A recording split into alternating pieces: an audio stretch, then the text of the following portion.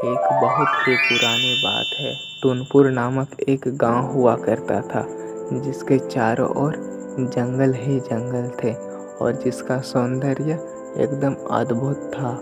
और यहाँ के लोगों को किसी भी प्रकार का कोई भी कमी नहीं होती थी और सभी बहुत ही खुश रहते थे। और भाई रामू, कैसा चल रहा है आजकल? अरे भाई हरिया, तुम कब आए यहाँ पर? बस अभी अभी आया रामू भाई। और भाई जिंदगी कैसी चल रही है? एकदम मस्त भाई। तुम अपना बताओ। मेरी भी जिंदगी बढ़िया चल रही है। और भाई रामू बताओ, गांव तरफ सब बढ़िया चल रहा है ना? गांव की फिक्र तुम मत करो, गांव में तो सब बढ़िया चल रहा है, सब बढ़िया है। बहुत दिनों बाद गांव आना हुआ। हाँ, गांव की बहुत याद आ रही थी तो सोचा चलो थोड़ा गांव भी चला जाऊं, मन को थोड़ा अच्छा लगेगा। वैसे भी वहाँ शहर में रहकर बोरिंग सा लग रहा था। चलो बढ़िया किए, गांव चले आए। गांव जैसा सुकून तो कहीं नहीं मिलता है। भले ही गांव में थोड़ी गरीबी हो, पर सुकून बहुत है। ये बात तो तुमने 100% सही कही भाई, इसलिए तो मैं गांव चला आया। और वैसे भी शहर में बहुत प्रॉब्लम्स हैं। अरे भाई, मैं तो बातों बातों में उलझ गया और तुम्हारे साथ रास्ते में ही बात करने लगा। चलो थोड़ा घर तरफ भी चलते हैं। और फिर हरिया बात करते करते रामू के घर चला जाता है। कुछ देर बाद रामू हरिया से बोलता है, अरे भाई हरिया, मैं तो बातों बातों में तुम्हें एक बहुत ही ज़रूरी बात बताना ही भूल गया। क्या बात है रामू? तुम बहुत डर कर बोल रहे हो। अब क्या बताऊं भाई, बात ही डरने वाली है। क्या बात है भाई? किसी को कुछ हुआ है क्या? सब खैरियत से है ना? हाँ भाई, सब खैरियत से है। तो फिर बात क्या है, मुझे जल्दी बताओ।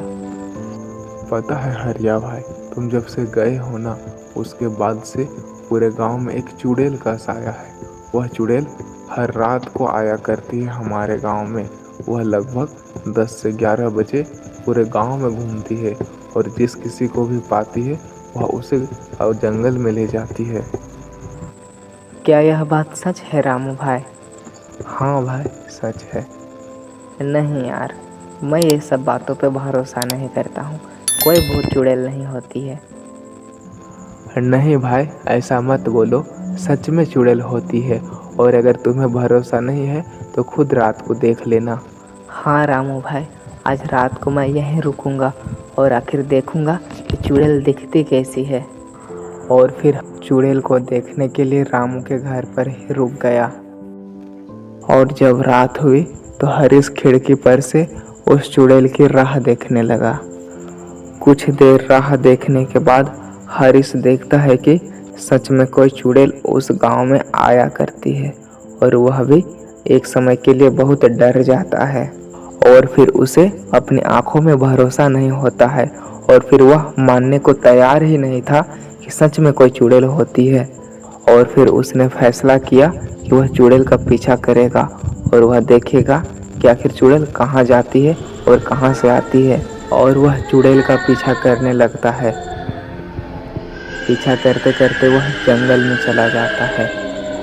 चुड़ैल धीरे धीरे घने जंगल की ओर बढ़ती जा रही थी और हरीश को धीरे धीरे डर लगने लगा था कि आखिर घने जंगल में जाऊं कि नहीं जाऊं।